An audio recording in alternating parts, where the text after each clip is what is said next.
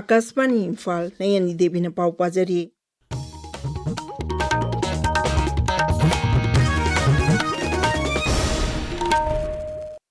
Marirak suba Sankritana numit ngasi Imphal gi Palace compound da leiba Maharaj Chandra Kiti auditorium da pangthokre.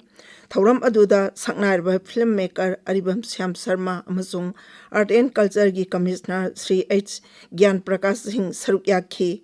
Numit asiga mari lainana Art and Culture gi Joint Director G. Dharamdas Sharmana hai Raja asigi kala Sanskriti bu yokhatpada Sankritana achoba thaudang lauri mahakna hai. Asiga Sankirtan Day na palan tau kasi mangarak subani. State government na 2021 ke November da 4 December si Sankirtan Day na lakthok pirigunam si 2013 ki 4 December da UNESCO ki Intergovernmental Committee ki Nipan suba mifam da du Baku ki Azerbaijan haiba country ki Baku du da makoi Intergovernmental Committee ki meeting December ani de ki na tere phau ki phang ki mifam si manung da December mari sidai sida Manipur ki Sankirtan si representative list of intangible cultural heritage of humanity da nominator organ intergovernmental pukhat pasi makoina committee sina mifam sida phambira kanda inscribe to bosi yare na lakthok minute si palan tawjabuni. Central Agricultural University Imphal gi All India Coordinated Research Project on Micro and Secondary Nutrients and Pollutant Element in Soils and Plant na sinduna numit taret ni gi training program ama hujik university asida pangthokli advanced soil testing for promoting sustainable soil health management and agricultural productivity haibi iramda pangthok kadoriba training program asi tha asi tara phawa chathagani. Additional Chief Secretary Anurag Baspaina Luchingduna Airport Authority of India ki team PWD amasung State Transport Vibhaka punna mifam amangasi Imphal Airport pangthokre.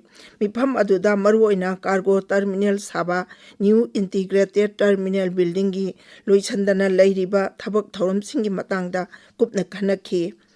National People's Party NPP gi English Singani kunmanga dagi kunnipan phawbagi National Vice President oina Sri Irengbam Hemochandra Singh khankre masigi damak National President Konat ke sangmana cherolama thokre.